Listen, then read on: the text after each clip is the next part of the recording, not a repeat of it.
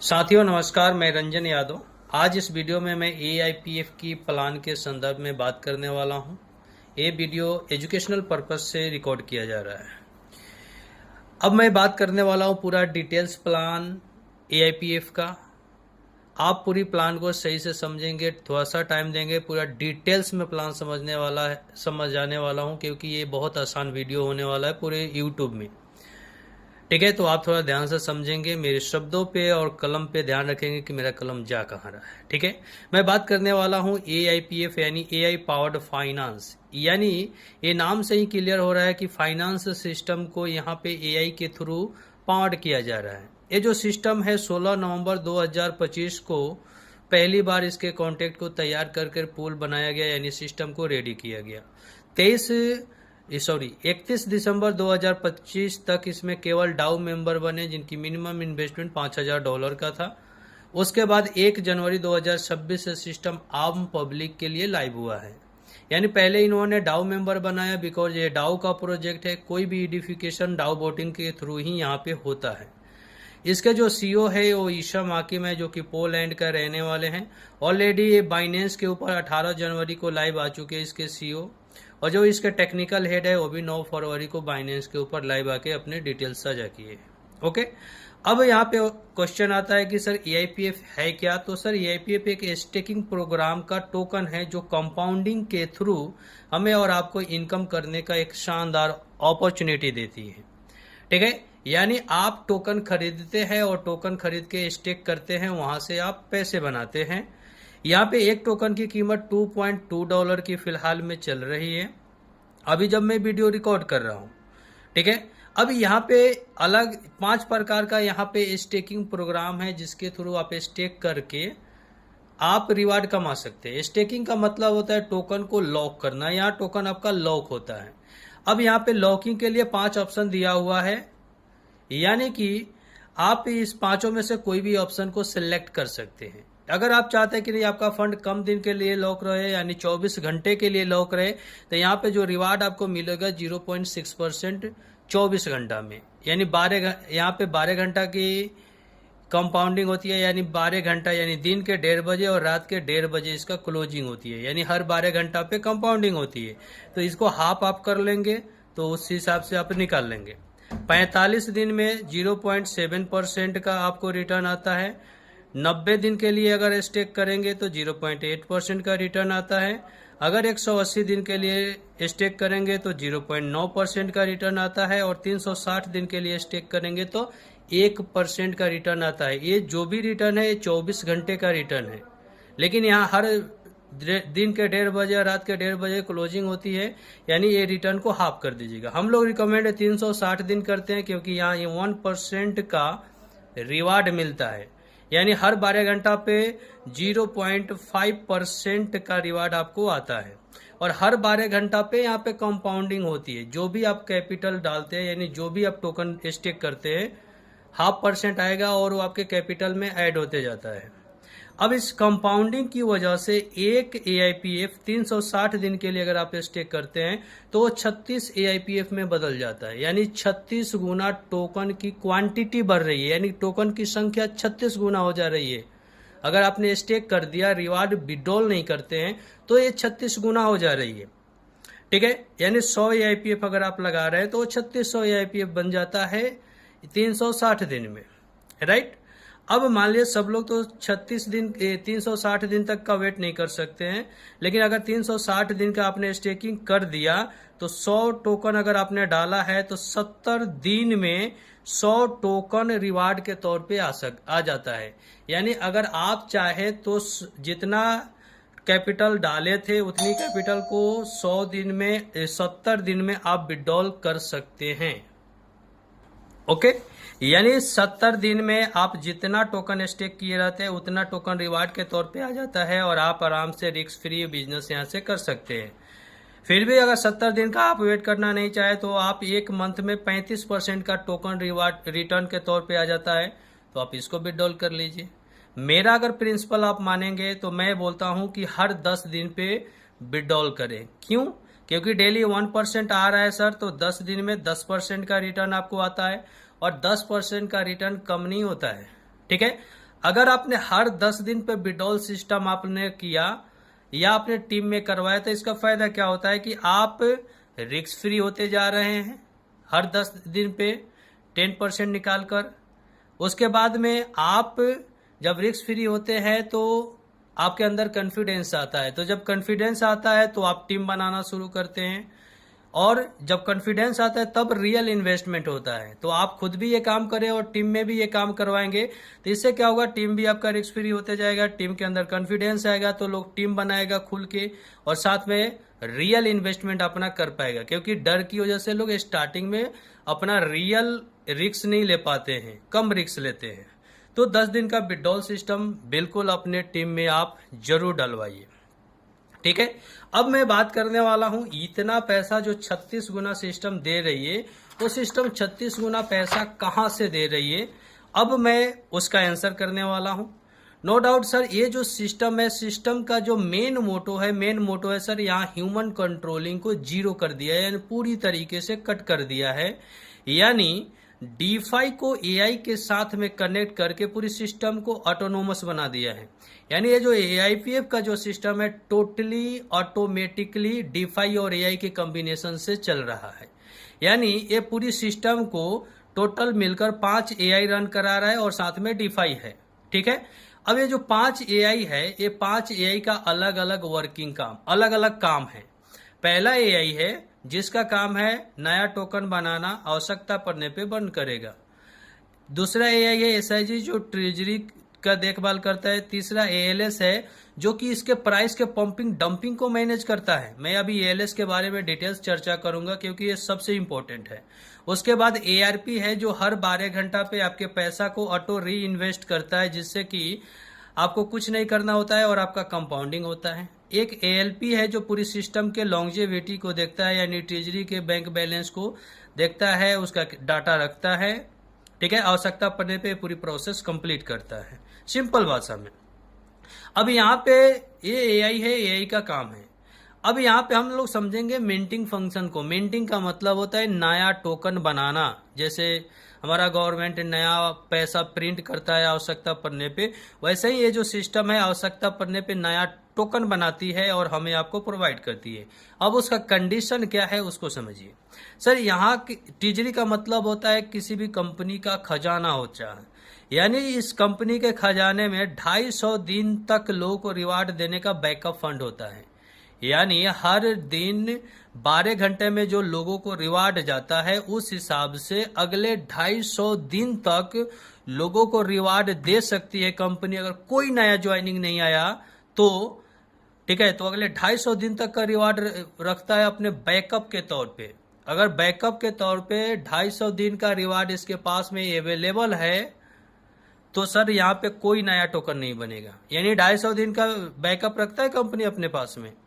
जैसे 250 दिन का बैकअप अवेलेबल है, नया टोकन बिल्कुल नहीं बन सकता है। जैसे घटकर मान लिया बैकअप घटकर 200 दिन का बच जाता है इसके पास में, तब $1 में 2 टोकन की मिंटिंग करता है। यानी अगर आपने $100 सिस्टम के पास जाता है तो 200 टोकन बनाता है। अगर फिलहाल में हम और आप $100 का खरीदने जाते हैं तो टोकन कितना मिलता है? 47 टोकन मिलता है हमें। यानी बचा हुआ 153 टोकन बच गया ना सिस्टम के पास में। सिस्टम क्या करता है, इसको ट्रेजरी में डाल देता है। समझ में आ रहा है?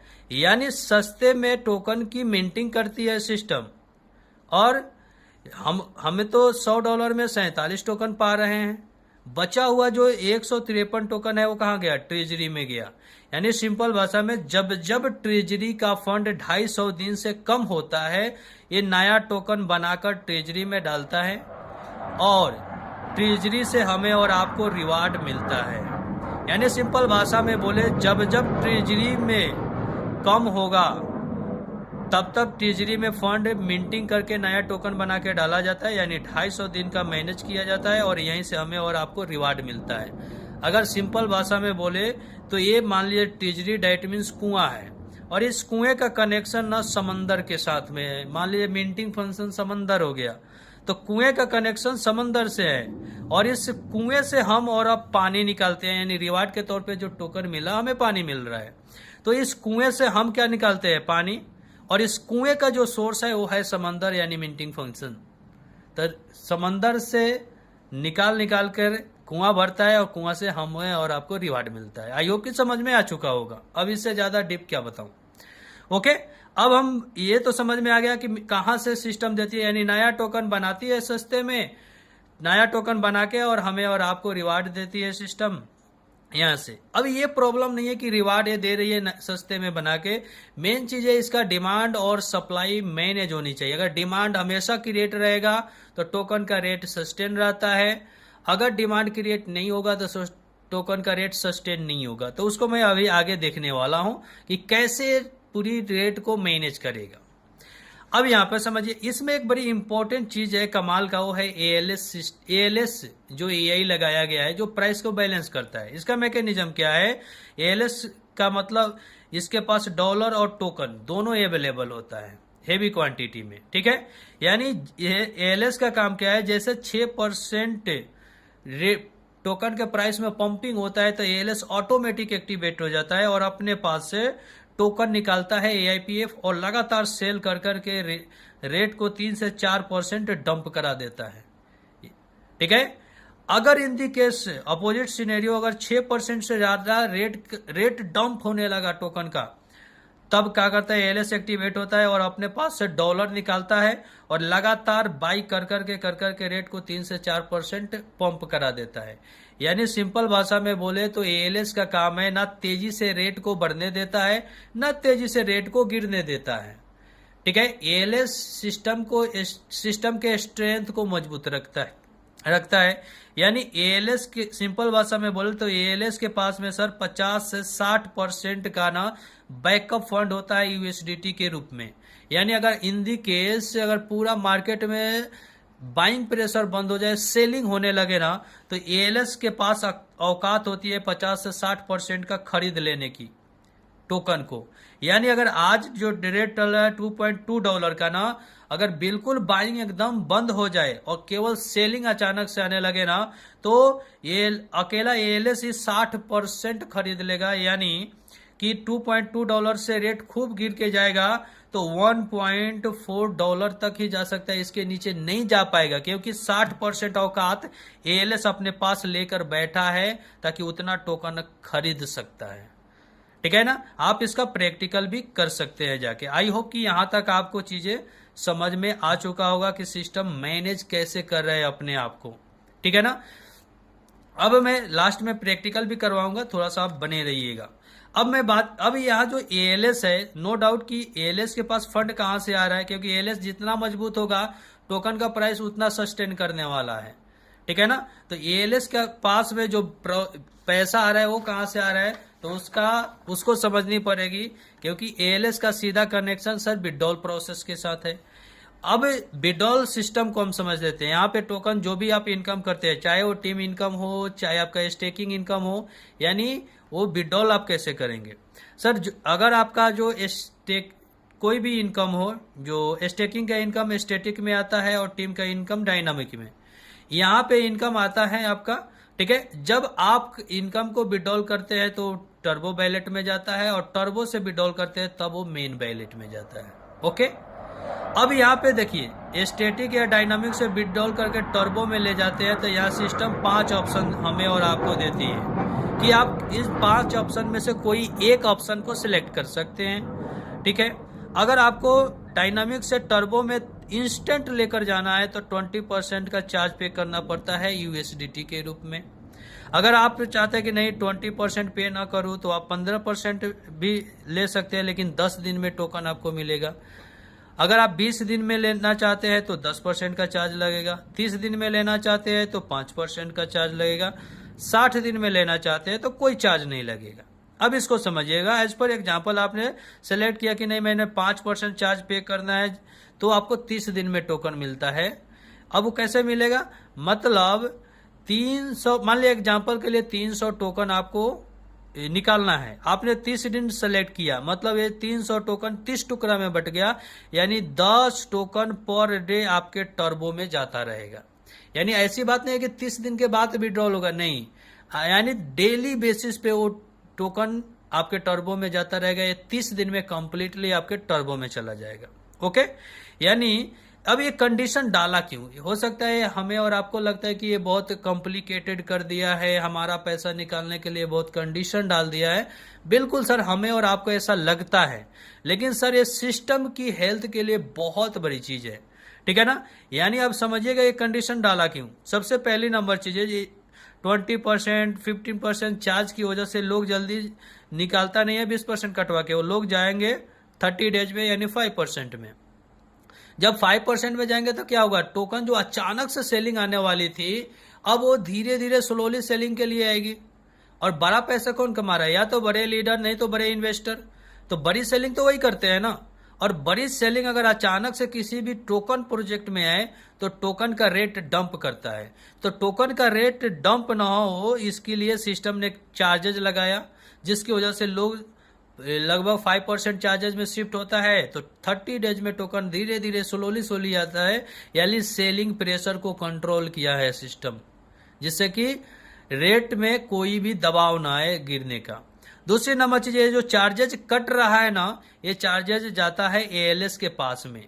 और अभी हमने बताया था सर कि एएलएस प्राइस के पंपिंग डंपिंग को मैनेज करता है, यानी जितना ज्यादा विड्रॉल होगी उतना ज्यादा एएलएस स्ट्रांग होगा।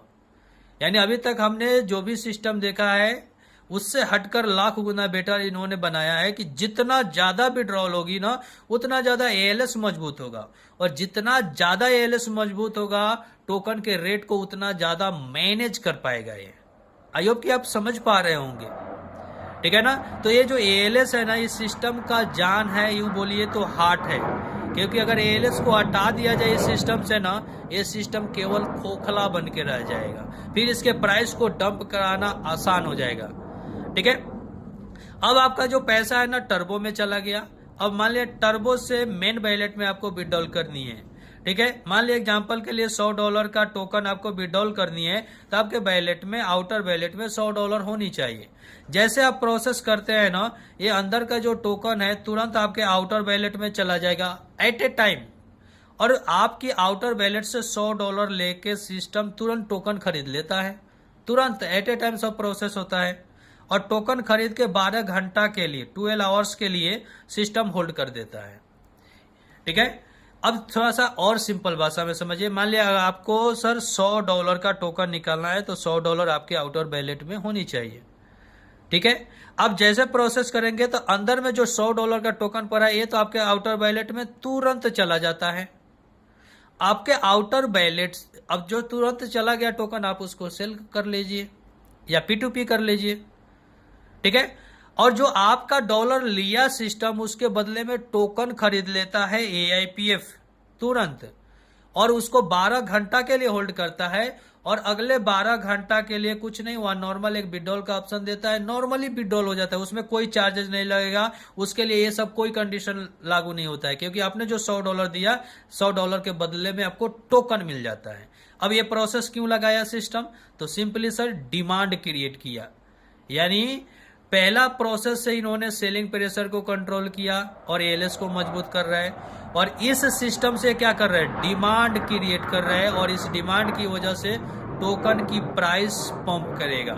किसी भी टोकन में डिमांड और सप्लाई का मेन गेम होता है, यानी डिमांड हेवी रहेगा, सप्लाई कम रहेगा, रेट मैनेज रहता है। आई होप कि आप समझ पाए होंगे। इसको जब आप प्रैक्टिकल करेंगे ना तो आपको समझ में ज्यादा आएगा। यूं समझिए सर, ये जो विड्रॉल प्रोसेस है ना, AIPF का जान है। अगर इस विड्रॉल प्रोसेस को, पूरी सिस्टम विड्रॉल के हटा दिया जाए ना सर, एक कटिंग वटिंग हटा दिया जाए, तो ये सिस्टम खोखला हो जाएगा और इसके रेट को गिराना आसान हो जाएगा, ठीक है ना। लेकिन इस सिस्टम की वजह से ही, यानी ALS की वजह से, इस टोकन के रेट को ना आप तेजी से बढ़ा पाएंगे ना तेजी से गिरा पाएंगे। आपने क्या देखा, $1 से शुरू हुआ टोकन अभी $2.2 6 मंथ में गया है, यानी अगले 3 मंथ में लगभग $3 तक टोकन का रेट जाएगा, या $3.5 तक जाएगा। यानी इसका टोकन का रेट ना तेजी से बढ़ेगा ना ही तेजी से गिर पाएगा। यानी जैसे जैसे ALS की क्षमता बढ़ती है वैसे वैसे टोकन का रेट धीरे धीरे बढ़ते जाता है। आई होप कि यहां तक सिस्टम आपको समझ में आ चुका होगा। अब मैं आपको समझाने वाला हूं मार्केटिंग प्लान को, और ये सबसे इंपॉर्टेंट पहलू होता है किसी भी कॉन्सेप्ट का। आइए अब हम मार्केटिंग प्लान समझाते हैं। ठीक है, अगर आप इन्वेस्टर है तो इन्वेस्ट करके तो आप पैसे कमा ही रहे हैं, लेकिन अगर आप नेटवर्कर है, अगर आप चाहते हैं कि टीम बनाकर भी पैसे कमाए, तो बड़ी खतरनाक इनकम है।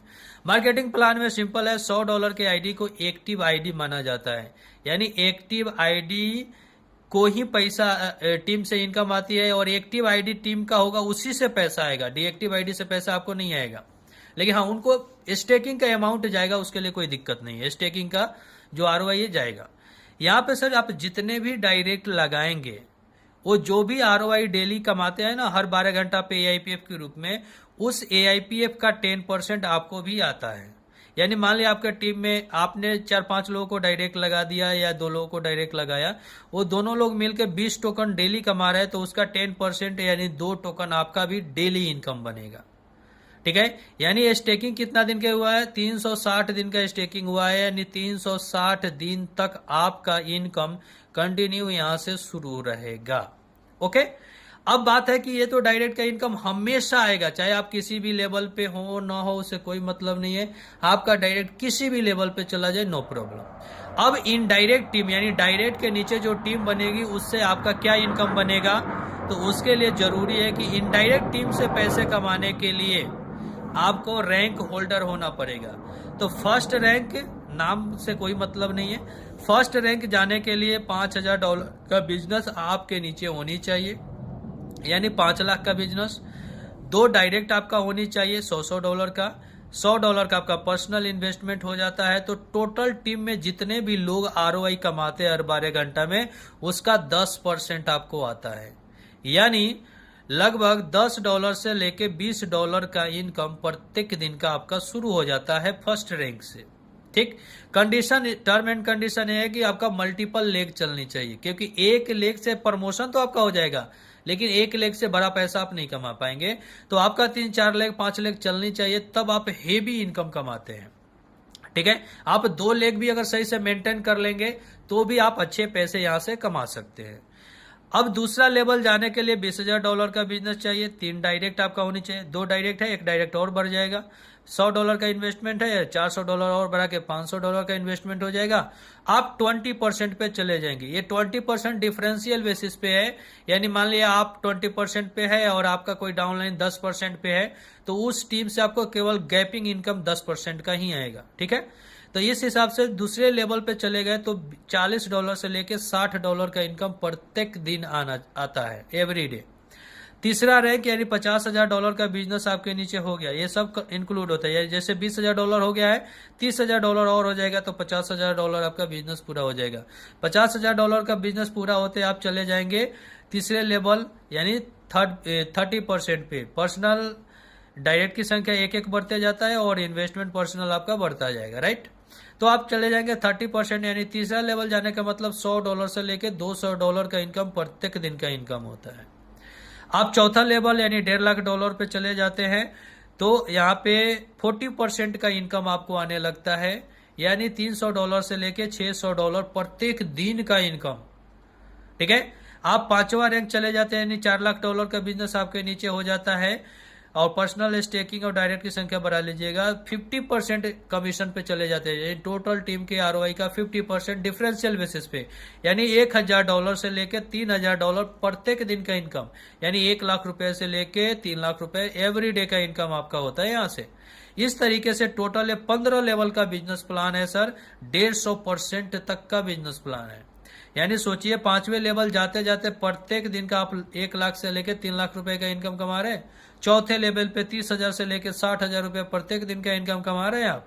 तो जरा सोचिए कि 6ठे 7वें 8वें लेवल जाएंगे तो क्या होगा। सर 9 लेवल तक जाने के लिए यहाँ कोई कंडीशन नहीं है, किसी भी लेग से बिजनेस लाइए, कितना भी बिजनेस आए, 1 लोग कर दे या 10 लोग मिलकर कर दे, नो प्रॉब्लम। आपको 10वां लेवल जाना होगा तो उसके लिए 2 लेग में 9 लेवल के आपके लोग होने चाहिए, तब आप 10वें लेवल पे जाते हैं।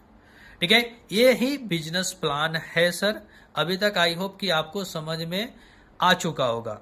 अब यहाँ पे कोई भी क्वेश्चन होगी तो जरूर आप ड्रॉप आउट कीजिएगा। अगली वीडियो में मैं डाटा के साथ आपके बीच में बात करने का प्रयास करूंगा। आई होप कि आपको समझ में आ चुका होगा कि कितना स्ट्रॉन्ग सिस्टम है ये। थैंक यू सो मच इसके लिए। बाकी विड्रॉल प्रोसेस इसका थोड़ा कॉम्प्लिकेटेड लगता है, उसके लिए मैं डेडिकेटेड एक वीडियो बनाऊंगा, उस वीडियो को आप जरूर चैनल पे देखिएगा, आपको समझ में आ जाएगा कि इस सिस्टम को क्यों ऐसा बनाया गया है। लेकिन एक बात तो बोलूंगा सर, टेक्निकली भी अगर जाकर देखेंगे तो इसका ऑनरशिप को रिनाउंस किया गया है, रिनाउंस करके पूरी काम हो रही है, यानी टेक्निकली भी बहुत ही ज्यादा स्ट्रॉन्ग इस सिस्टम को डिजाइन किया गया है। बाकी आई होप कि आप समझ चुके होंगे कि ये बिजनेस प्लान क्या है। बाकी टेक्निकली भी आप चाहे तो देख सकते हैं, क्योंकि ये पेपर प्लान था और इस पेपर प्लान में मैं इतना तक समझा पाया। आई होप कि आप समझ पाए होंगे, और समझ पाए होंगे तो जरूर आप कमेंट बॉक्स में अपनी राय दीजिएगा। बाकी थैंक यू सो मच, बहुत बहुत धन्यवाद आपका।